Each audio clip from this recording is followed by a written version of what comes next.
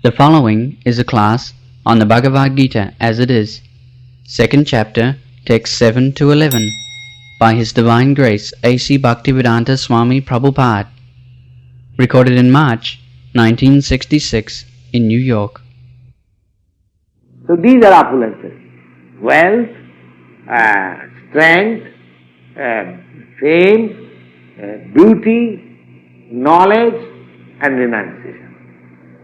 6. Anyone who possesses all these 6 opulences in full, he is God. That is the definition of God. Anyone. So when Krishna was present on this earth, he sold his opulences in full. Opulences in full. Of course,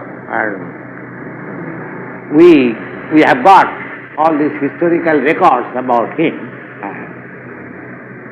Now, so far as wealth is concerned,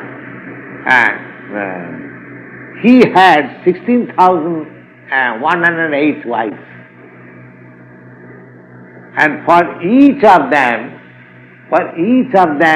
he built a palace. And all those palaces were so nicely built that there was no need of electricity or light. It was bedecked with jewels. So day and night they were blazing, you see. So these descriptions are there. But if we forget that he is God, then this will be something like story, that how a man can marry 16,000 wives. But we should always remember that he is God. He is all powerful. And for no other person such historical records are there, only for Krishna. So in strength also, nobody could conquer him. And beauty, so far beauty is concerned, when he was on the battlefield, have you seen any picture of Krishna? Have you seen? No. Of course, any one of you have seen Krishna when he was present in the battlefield of Kurushetra. At that time, he was about 90 years old. 90 years old. He had his great-grandchildren. He married 16,000 wives, and each wife had 10 children. And those 10 children, they also got each 10, 12 children, and their children also. So, because he was at that time 90 years old, he got at the time great-grandchildren also. So his family was very great. Now, if you see the picture of Krishna, you will see him just like a boy of 22, 25 years old. He was so beautiful. He was so beautiful. That is the sign of God. It is stated in Brahma Samhita. Advaitayasyatayanadiyanantarupam Adyam Purana Purusam Navajovanancha. He is the original person, because from God everyone has gone. Therefore he is the original person. Adyam Purana Purusam. Purana is the oldest person. He is still Navajovanancha. Whenever you will see God, this is the sign of God. You will find him just like a youth, a new youth. Youthfulness means 16 to 24 years. So, Navajovanancha. That is the sign of God. So he was so beautiful that when he was a boy of 15 years old, the whole of the same age girls of his age, they were after him. He was so beautiful. So, in beauty, he was super excellent. In wealth, he was super excellent. In strength, he was super excellent. And in knowledge, Now, here is a book, Bhagavad Gita. Apart from other books, other knowledge which is imparted to others. Now, here is a book which was imparted to Arjuna. Now, it is so the depth of knowledge that people are still considering. Great scholars. We are not reading, but Dr. Radhakrishnan, one of the greatest scholars of the world, now he is the President of India. He is discussing. Professor Einstein, he was living here in America. He was a German Jew, and I think he was living in America. He was a great student of this Bhagavad Gita. Hitler was a great student of Bhagavad Gita. And there are many scholars who are still reading Bhagavad Gita, trying to understand. Just see what depth of knowledge he has given. It is made by Krishna. So in knowledge, in wealth, in strength, in beauty, and everything was opulent. Therefore he is Bhagavan. You cannot accept any ordinary man as Bhagavan. So therefore Bhagavan. Now, Bhagavan Uvacha, and because he has been accepted as the spiritual master, just like a teacher has the right to sometimes rebuke this student. So, in the first instance, he is rebuking Arjuna in the following words, that asatyan anusutastam prajnabadang bhasase gatasun agatasun cha nanusuchanti pandita. That Arjuna, you are speaking just like a very great learned man, but you are, in other words, you are a fool. You do not know how things are going on. Because Pandita, those who are learned men, they would not have lamented just like you are doing. That means indirectly he says, Pandita means learned. Learned man does not lament over a dead body or a living body. Gatasun agatasunsta. Suns means life. One has lost his life and one has got his life. A body, a living body and a dead body. A living body and dead body. Just mark the point that a learned man, as you are lamenting over the subject of killing your friends and relatives, but a learned man would not have lamented like this. That means you are a fool. When he says, that like if I say, Mr. Green, what you have done, any intelligent man should not have done this. So this is indirectly saying that you are not intelligent. It is in a gentleman's way speaking that Mr. Green, what you are doing, no intelligent man can do this. That means you are not intelligent. So here he says that you are lamenting over the bodies of your relatives because in the fight you are considering that my friends and my relatives will be killed. So that means they are living bodies and you are lamenting over their killing. So this sort of lamentation is never done by a learned man. A learned man never does it. Gatasum agatasum sananu suchanti pandita. Those who are learned, one who is learned, he does not lament over the body. Either a living body or dead body. There is no question of that. Now, because one who knows the distinction between the body and the soul, one becomes just like you have heard the name of Socrates. Socrates, great philosopher, Greek philosopher. He believed in the immortality of soul. So he was punished in the court. Hemlock was offered to him.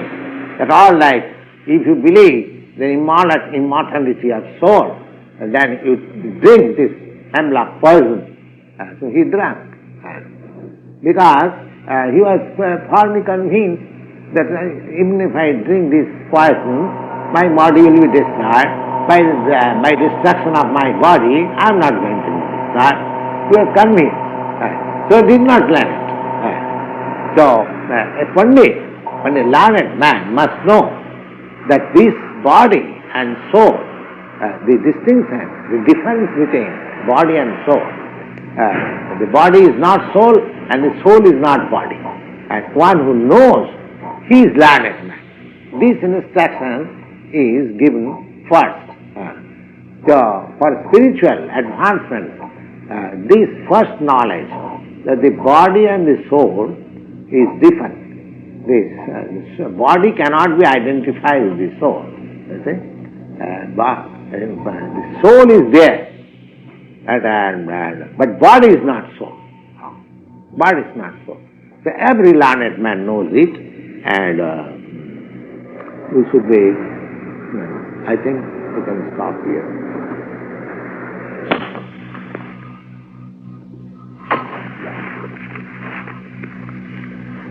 So, Krishna he's identified the Bhagavan. Bhagavan means that nobody can surpass his knowledge. Because I have already given the definition of Bhagavan, that a personality who is in full all the opulences, wealth, strength, fame, and knowledge, beauty, and renunciation, he is God. Is it? So, now at the present moment, when people are God-led, I think this definition is convincing. If you find out a personality, that one who has got in full all these opulences, he is God, then it will be very difficult to present an ordinary man as God. You see? You will find that in the Bhagavad Gita, when Arjuna was convinced that Krishna is the Supreme Personality of Godhead, but because in future others will have doubt about Krishna, he requested Krishna, will you show me your universal form? And Krishna agreed and showed him the universal form. That means in future, any intelligent man accepting a so-called God may also ask him, just show something that you are God. Without showing something simply by false advertisement, one cannot be God. So whole mistake is that we do not know what is God. We consider God maybe just like one of us. No. The God who is controlling such a huge affairs of universal administration, he cannot be. He is superconscious. That is superconsciousness. Now, here, asachyana suchastang pragnamanang subhas. Now the whole living existence is a very subtle thing. Now, this body made of earth, water, fire, air, sky, this gross body. And behind this, there is another subtle body, that is mind, intelligence and ego. So, when we give up this gross body, that subtle body carries me to another gross body. So, when this body is lifeless, that body, subtle body is not lifeless. Just like at night, when this gross body is asleep, the subtle body works. Therefore we dream. The subtle body carries to next life. And I have given in the introduction that how one man changes his body. Janjangamapi smaran loki tajatanti kalevaram. Now the subtle body, I mean to say mind, intelligence and ego, when these three things, psychic life, is absorbed in a certain kind of thought, the dying man gets a similar body in the next life. That we shall come when we make progress in the study of Bhagavad Gita. Just like the air passing over the rose tree carries the flavor of the rose, and the air passing over a filthy place carries the flavor of that filthy place. The air is pure, but because it is passing over certain conditions, it carries the flavor. Similarly, the mind, intelligence and ego carries the flavor of our present activities to the next life. That is the subtle mystery of transmigration of the soul from one body to another. Now, in this life, we purify, just like rose. The next life, we shall get a body which is full of flavor.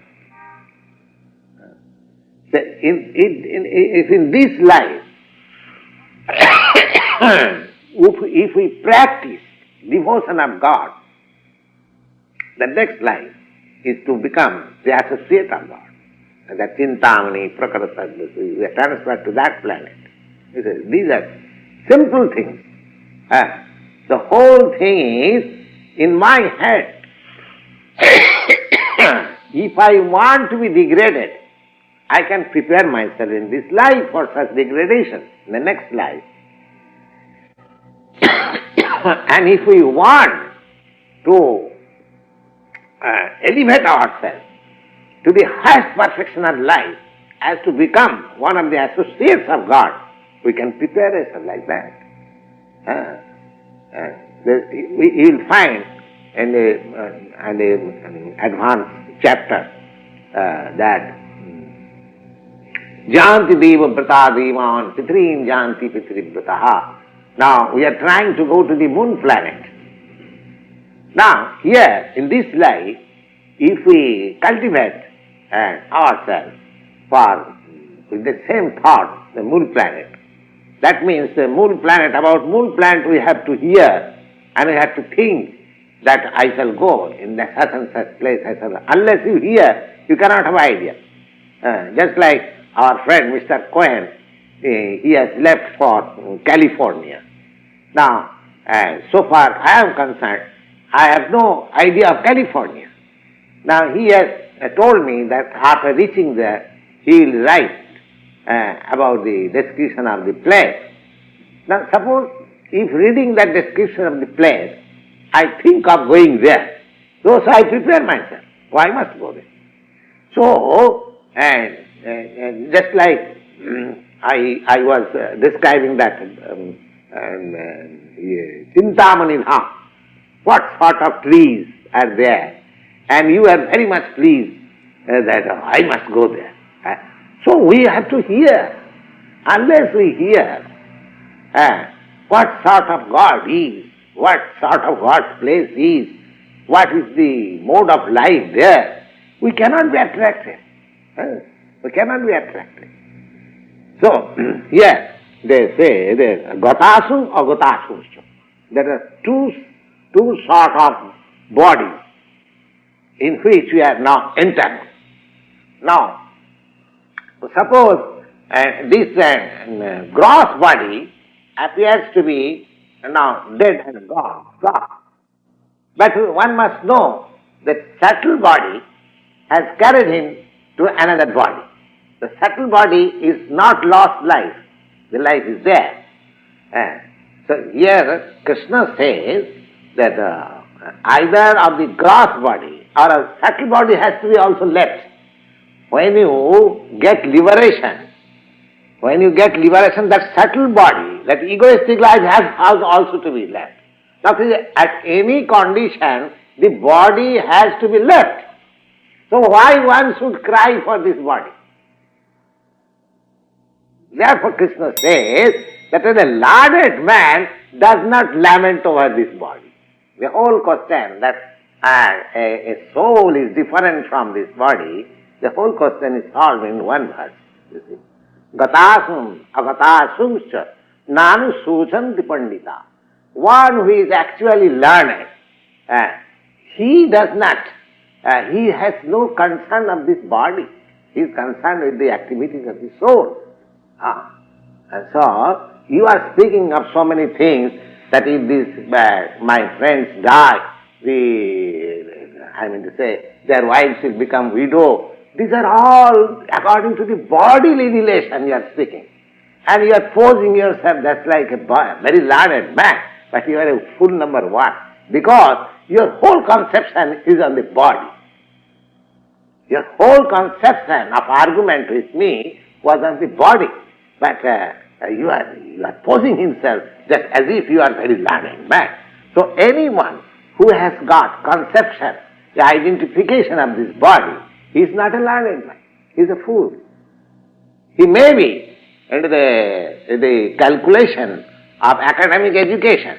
He may be BA, MA, PhD, DSc or something like doctor and all.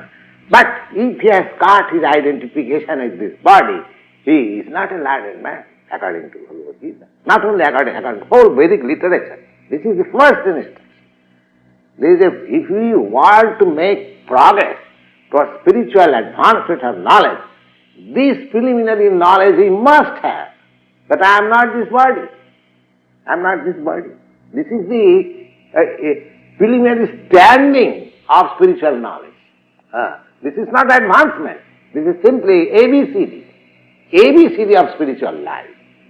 In the Bhagavad, there is a very nice verse in this connection, in which it is stated, Jassatma buddhi kunapeti dhatuke sadhik kalatradi subhoma ijjadhi. Jassatma buddhi kunapeti dhatuke. Kunape means this bag made of three elements. Now, according to Ayurvedic medical system, this body is made of three elements. And Kapha, Pitta, Vayu. Kapha, Pitta, Vayu. Yes, Kapha means coldness. Cup, what is called cupping. Yes, Kapha, Pitta, Vayu. Coldness, heat and air. Coldness, heat and air. Yes. Only these three things constitute this body. That which is called a bag made of three elements: coldness, air and fire. Heat, coldness and air. This body is made. What does coldness stand for? Coldness you can take it for water, all secretions. Water. Yes. Yes, water, fire. Water, fire and air. Now, the Bhagavad says that Jassatma buddhi kunapeti dhatuke. If anyone is identified with this body made of water, air and fire, and Jassatma buddhi kunapeti dhatuke, this is a body made of three things. Now, and sadhik kalatradishu, and if one thinks the issues, the byproducts of this body as his own kinsmen, just like my children, my wife, my relatives, my father, my mother, my brother, my nation, my society, everything is due to this bodily relation. And there are thousands of women loitering in the street of the Devon, and suppose I have got some bodily connection with you, I call you my wife. And because I have got bodily relation with you, all the children produced by you, they are my children. You see? So whole thing is, the basic principle is wrong, that I am this body. And now from the expansion of the body, the whole thing is false.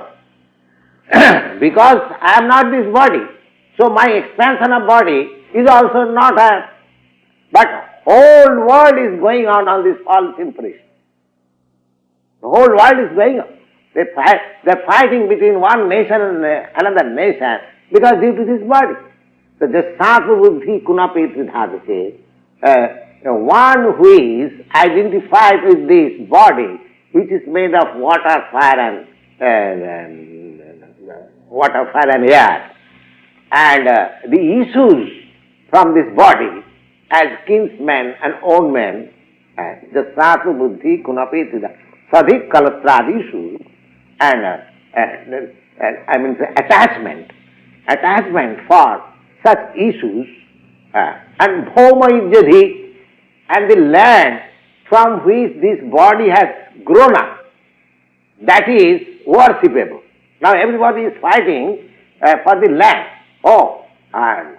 We are Indian, we are Pakistani, we are Vietnamese, we are American, we are German. The fighting, so much fighting is going on. The land for the land. So land has become worshipable, so worshipable that one is sacrificing his valuable life for that land. You see. But the land is so dear. Why? Because his body has become grown up from this land. So that is also there, the bodily connection. The Jasatu Buddhi Kunapeti Dhatuke Sadik Kalatradisu Bhoma Ijjati. Bhoma. In the land, they have no what, they have no meaning for God, not the Russian philosophy. They have no meaning for God, but they have every meaning for the land. For the land. The land as they are identified as worshipable. And they are prepared to sacrifice anything for the land. So Jasatu Buddhi Kunapeti Dhatuke. One who is identified with his body and one who thinks the bodily offshoots as his own man and the land from which the body has grown as worshipable. Jatirtha Buddhi Salile. Jatirtha Buddhi Salile. Now, in Christian world also, that the water of the Jordan river is sacred, is considered. Similarly, Hindus also, when they go to some pilgrimage, they take bath on the sacred river. But one should know that going to the sacred place does not mean simply to take bath in that water. Real meaning of going to a sacred place to find out some intelligent scholar in spiritual knowledge. They are living there, to make association with them, to take knowledge from them. That is the purpose of going to pilgrimage. Because in pilgrimage, in holy places, just like my residence is at Vrindavan. So at Vrindavan there are many great scholars and saintly persons living. So one should go to such holy places not simply to take bath in the water, but he must be intelligent enough to find out some spiritually advanced man living there and take instruction from him and benefited by that. But he does not go. He takes simply bath and purchases some goods and advertises, I have been to such and such pilgrimage. So Jasatu Buddhi Kunapeti Dhatuke and Jatirtha Buddhi Salile na karhiche janesu abhigyesu. He has the attachment for pilgrimage for taking bath only, but he has no attraction for the learned people there. You see? So, such kind of man is considered as ass. So, go khara. Go means cow and khara means ass. So, practically, the whole world is moving as a civilization of cow and asses. Because the whole thing is identification with this. The big center is this body.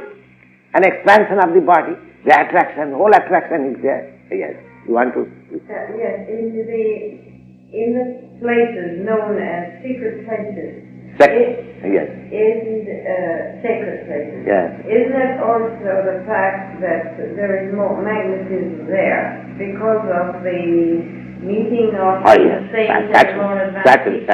Certainly. Therefore, that place itself has got some magnetism. Yes. Just like at Vrindavan, that is practical. Now, here I am sitting in New York, very great, the world's greatest city, so magnificent city. But my heart is always hankering after that Vrindavan. Yes. I am not happy here. Yes. I shall be very happy to return to my Vrindavan, that sacred place. But then why you are? No, because it is my duty. I have brought some message for you people. Because I am ordered by superior, my spiritual master, that whatever you have learned, you should go to the Western country and you must distribute this knowledge. So in spite of all my difficulties, all my inconveniences, I am here because I am in duty. That is my personal convenience. If I go and sit down at Vrindavan, I shall be very comfortable there and I have no anxiety, nothing of the sort, you see. But I have taken all the risks in the old age because I am in duty bound. So I have to execute my duty in spite of all my inconveniences. That is the idea. So this is the whole thing. The whole basic principle of spiritual advancement of knowledge. One should first be convinced that he is not this body. He is not this body. Then other spiritual knowledge will begin. This is the basic principle. You will find it. You will find it in the Bhagavad Gita that this situation of spiritual life is called Brahma Bhuta Avastha. So, Brahma Bhuta Prasannatma na sochati na kankshati samas sarveshu bhuteshu mad bhakti labhate parang. So, unless one understands himself, he also cannot understand God also. In his misunderstanding position, now what Dr. Mishra is teaching is very nice, because he is teaching that just first of all you know what I am, that's very good. But that what I am can be known from the Bhagavad Gita also, that I am not this body. I am not this body. That knowledge, at least theoretically, one must accept that I am not this body. Now, Krishna is describing that what is the position? I am not this body, that's all right. Now, actually, what we are? I am not body, that's all right. Then, what we are? Now, the next person is Krishna. We must always know that Krishna, here it is said, Bhagavan Vacha. Bhagavan Vacha means that he has got so extensive knowledge that there cannot be any mistake. His authority. So, whatever he says is right. That is the conception of Bhagavan. Here it is not said Krishna Vacha, because somebody may doubt Krishna. Well, Krishna was a historical personality, why you should be so much concerned with Krishna, as is general view. But here it is said Bhagavan Vacha, and I have given you the definition of Bhagavan, that he is all knowledge. So whatever he will speak, Bhagavan, there cannot be any mistake. For ordinary persons, there are four difficulties, four imperfectness. Just like we are ordinary men, we have got four imperfectness. What is that imperfectness? That we must commit mistake. Our constitutional position at the present moment is such that we are sure to commit mistake. Even greatest politician like Gandhi, he committed mistake And so many great men, they committed mistake. Air is human, that is this thought. That any man, however he may be great in the estimation of this world, he is sure to commit mistake. Yeah? And another imperfection is that he is illusion. Illusion. Now, illusion, you can see, illusion means taking one thing for another. That is called illusion. Just like in the desert, accepting the sand as water. That is called illusion. Similarly, every one of us who are identified with this body, he is under illusion. But that's a false thing. But he has no knowledge. Even President Johnson, he is under illusion. Even the greatest scientist, he is under this illusion. So, that one is sure to commit mistake, and one is under illusion, and Brahm, Pramad, Vipralipsa. Vipralipsa means the tendency for cheating. That is the third. First is that one is sure to commit mistake, one is sure to be in illusion, and one is adapted to cheat others. Now, he is imperfect, but he wants to give knowledge to others. That is cheating. Everyone is imperfect, but he wants to give knowledge to others. Then you can ask that you are also giving us knowledge. No, I am not giving you knowledge. I am speaking Bhagavad Gita. I am giving you knowledge as given by Lord Krishna. It is not my knowledge. But it is his own interpretation. Not interpretation, it is reading. Yes, I give you cheat. No, that is also in the definition of a conditioned soul. These four principles are there. It is not my manufactured things. These are information from operative scriptures. That a conditioned soul has four imperfectness. One imperfectness is that he is sure to commit mistake. He is illusion, and he has got a tendency to cheat. And above all, his senses are imperfect.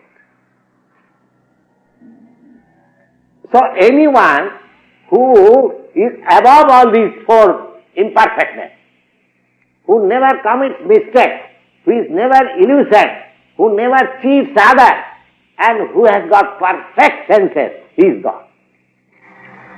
The next question is that the Mayavadi philosophers, they say that because I am now covered in ignorance, therefore I see individuals. Yes. This individual experience that you are Mr. Such and such, you are Mr. Such and such, you are Mrs. Such and such, this individual experience is due to my ignorance. And generally they give the example of a disease, I think it is called medical terms myopia. Myopia means they see this moon in two. The eyes become so defective that whenever they see things, they see two. Yes. Myopia is when you have to see very near. I said, it may not be myopia, but some disease. If somebody sees that. Yes, yes. In two. Sickness? Yes, it is sickness. The eyes. Because the thing is one, but due to my disease of the eye, I see one thing two. There is a disease. There is a disease like that. Usually people who drink. Anyway, No. that's a abnormal condition. In abnormal condition, sometimes we can see one thing into two, divide into two. So now, that ignorance you cannot apply to Krishna. Because he is all perfect. And if he is not all perfect, then there is no value of his instruction. A man with defect and knowledge cannot impart an instruction. His instruction, therefore, the whole Vedic process is parampara system. Parampara system means that I cannot deviate, I cannot make any interpretation. Evam parampara praptam imam rajasayo vidu, you will find in the 4th chapter. Now you are reading 2nd chapter. You will find, as you have explained in the introduction of Bhagavad Gita, that because just like I am speaking to you, I am an imperfect person. I cannot give you any knowledge. I cannot manufacture any knowledge. If I do that, then I shall deceive you. I can simply present before you the original knowledge. I can explain it in an understandable way, but not deviating from the original text. Now here it is clearly stated by the Supreme Personality of Godhead that natu eva ahanga jatu. Ahang means Sri Krishna himself. Now sometimes we make some grammatical jugglery of words, but I cannot understand. Now aham, myself, when I speak, aham or myself is applicable to me. When you speak, the aham is applicable to you. But that does not mean because there is a common understanding of myself between you and me, therefore not that I and you become one. When you speak, you say, I speak. When I say, I speak. That does not mean this I and that I becomes one. Sri Krishna says like that, natu aham. Yes. He, that means this aham Sri Krishna, and na tvang and you, that means Arjuna, and na ime janadhipa, neither all these kings. That he is dividing the whole audience into 3. Myself, yourself and they. And again he confronts his survey, all. He never identifies into one. So this is the version of Sri Krishna. Now if I say that our interpretation of aham, I, myself, yourself and he or she, a different vision, this is due to our ignorance. You can say, because I am ignorant, it may be my mistake that I see differently from you. But Sri Krishna, Lord Sri Krishna cannot see like that. He is above all this ignorance because he is all perfect. And we have already defined that the Supreme Lord is full of knowledge. So, he is full of knowledge, supreme knowledge. Now, if the Supreme Personality with full knowledge, he cannot commit any mistake. No. How can he commit mistake? Then there is no meaning of full knowledge. If you are in full knowledge, then how you can commit mistake? So this ignorance of duality, because they say that we see two because it is due to our ignorance. everything is one. But here, you cannot apply that ignorance to Sri Krishna. Otherwise, his instruction of whole Bhagavad Gita, which is so importantly taken by all authorities, all scholars, then it is at once rejected. If it is supposed that Sri Krishna was also to commit mistake or he was in imperfect knowledge, then whole thing becomes rejected. So it is not like that. So Sri Krishna, he is the Supreme Personality of Godhead, he is in full knowledge, and therefore, as he says, that either myself or yourself or all these persons, kings and soldiers who are assembled here, they are all individuals. In the past they are individuals, in the present we are individuals, and in the future they will continue to be individuals. Now one thing,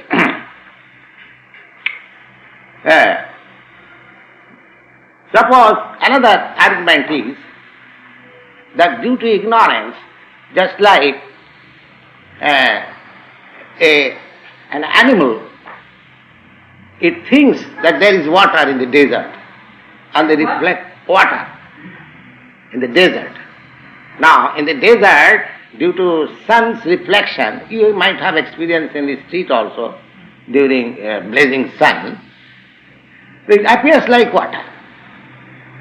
Now, that animal, because it has no knowledge, it is,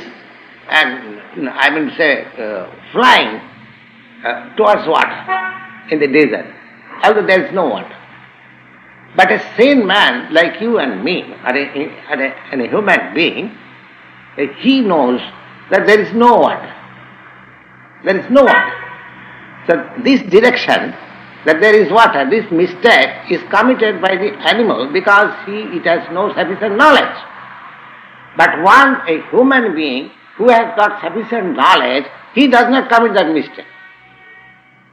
Yes. Does an animal make that mistake? I thought the animal would